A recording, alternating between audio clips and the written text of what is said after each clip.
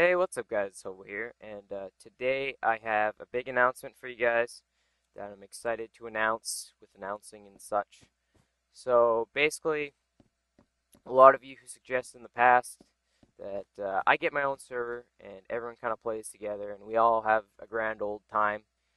Well, today that is happening. Me and a friend now own a 70 some player server.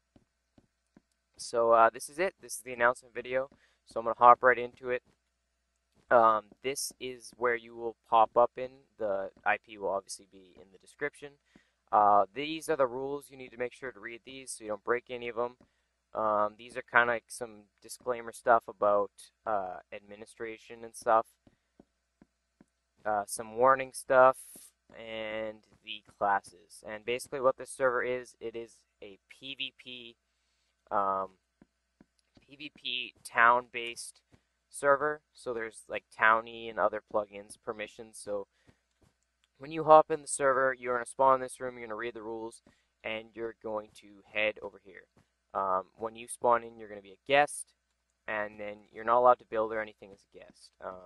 Then you're gonna go through this, which I will explain in a second, and you will ask a admin to promote you to barbarian. Barbarians can build and do whatever. Once you have 10 hours on the server, you'll be promoted to civilian, and civilians can join towns, and there's a couple perks based with that.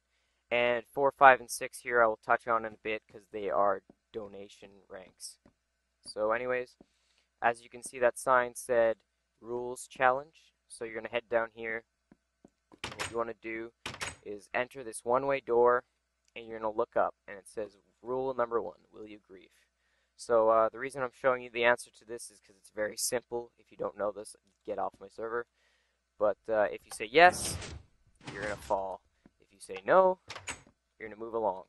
And you're going to come into another room, and that's how that works. And then when you get to the end of these rooms, I think there's like 10 of them that I strung together. You're going to get to a little teleporter. At that point, you can ask an admin, okay, I'm done, blah, blah, blah. And you'll get promoted. You go through a teleporter. And once you go through the teleporter, you are going to end up here. So I'm currently being showered in all the watermelon right now. But basically, this is spawn, and oh my god, this is spawn, and when you are in spawn, I don't know what's going on right now. When you are in spawn, you'll end up on that little pad right there. As you can see, there is a rather large expanse for you to look around, but you cannot build here.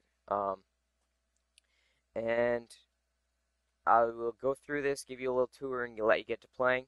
But this is the PvP arena. This is just a little spectator thing. If you want to fight someone 1v1 in a fair fight or something, just for a challenge, not necessarily for gameplay, then you can come here and everyone can like line the rows and watch. Over here, this is the shop. The server runs a unlimited shop that you can use with in-game currency. With the in-game currency, you can buy basic materials and stuff. Nothing game-breaking. Over here, we'll go to this one first. This is one of the games that you can partake in for prizes and stuff. This is Spleef. It's plug-in based, so you just type in a command and spleef against someone. You can win random prizes or money or whatever. It's fun, lots of fun. And you just have to type /SPL join space spawn, or just /SPL join, I guess it is for now, because there's only one arena. But that's Spleef. On the other domed building, this game is called Mob Arena. You may have played this before, but it's basically kind of a gauntlet style. Just fight mobs that increasingly get harder to fight. Survive as long as you can. So I'll touch more on that a bit later. But this is the one arena. There's another arena. Once again, touch more on that later. And what else is there? Over here is our train station. Like I said, you can acquire towns either through server donation or in-game currency. You can purchase yourself a town and have civilians live in that town with you and prosper. But this is a train station, is not currently up and running. It's complete, but we just need to connect some stuff. But you can, if you run a town and you want to say, throw I can't remember what price it is, but it's like some $100,000 in-game currency. Uh, you can get a railway connected to your house to go to spawn, which is very convenient because lots of towns are far away. So as I said before, there are people playing on the server. The server's been kind of in a beta stage for a week. Um, so there's like, I don't know, a few people running around, one town spread it up. Nothing is truly established. People are just kind of coming together and getting stuff done. So that's how towns work. You can acquire a town through donation, like I said. The server runs a donation system because well, the bills need to be paid. But I'll run through these quick and kind of explain some of the perks. So these aren't really in order, but the lowest level of donation is called Donator.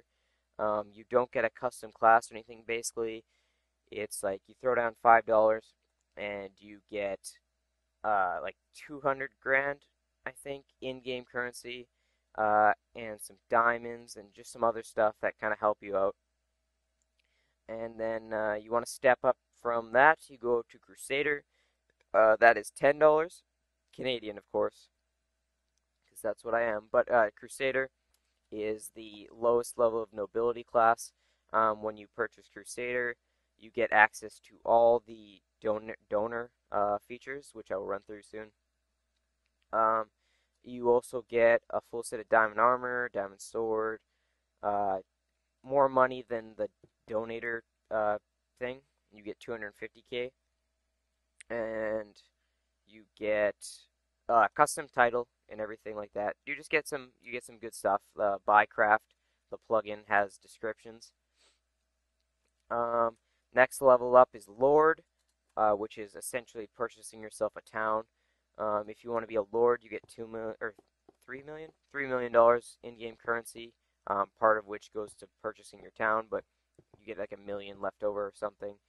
And once you own a town, you can protect your land, sell plots to people, or just have like civilians move into your town, and you're a mayor, so you can kind of manage everything, and it's another level of fun. There's lots of perks to owning a town, like you get kind of a regeneration bonus when you're in your town, and you can like wall off your area, and it's totally protected, so people can't cut their way in. Even though that's griefing, but you can't always catch that right away. Yeah, but there's lots of good things about that. And then on page two, you have to go to page two to see it, but there is King, and King is essentially you're purchasing yourself a nation, and a nation is like a group of towns coming together to work together. So it's like a country essentially, just a bunch of towns together that are allies. Lots more benefits to that. When you purchase yourself King, you are given a lot of money. You purchase your town with that, and you are given a town as well. And you can invite towns to your nation, and you can. I think we're doing something like you get like 2 or 3 towns when you purchase a nation. So if you and your group of buddies wants to set up a nation, one of you just donates or uses in-game currency, like I said, you can do, but it costs a lot. And you can purchase several nation, get a couple towns, each you run a town, and just have a big powerhouse if you want. And that's the donation packages. Uh, if you are Crusader or higher, there's some additional benefits, such as if we want to head this way, just quick. Also, there are jobs in the server, so you can be a miner or something to get yourself currency. It's not simply just selling stuff. So you can get jobs. There's chest protection, all that good stuff that you see on servers. I tried to make it as well running as I could, but this is one of the donor perks. This is my town. Me and the other co-owner run this town, and you have to be a donor of any kind to live here. But you can live here. Everyone gets double-sized plots. That's 2 chunks. Lots of there's gonna be like tree farms and like there's special bonuses of living here. You don't have to live here. You can obviously be a crusader and live on any town you want to. This is just one of the perks. This is my house over here. I'm not gonna go into that now. But yeah, another perk is custom arenas for Mob Arena. So I'll just show you the one I designed. So this is how Mob Arena works.